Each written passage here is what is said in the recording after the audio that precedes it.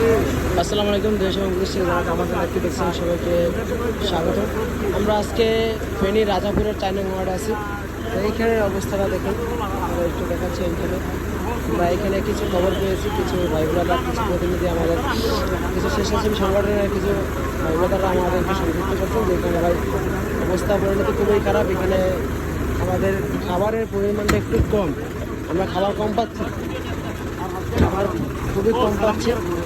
তো সেইখান থেকে সেই নিউজ আমরা পেয়ে আর কি এখানে আসা আমাদের। আমরা আজকে এখানে 150 প্যাকেট নিয়ে আসছি। আমরা চেষ্টা করবো যে সঠিক মানুষের কাছে পৌঁছে দেওয়ার জন্য। সবাই আমাদের সাথে থাকবেন, আমাদের প্রত্যেকটা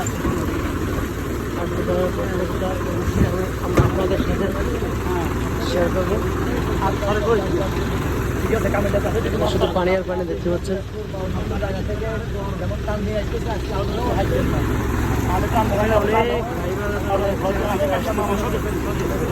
মানুষের হাহাকার খুবই কষ্টদায়ক।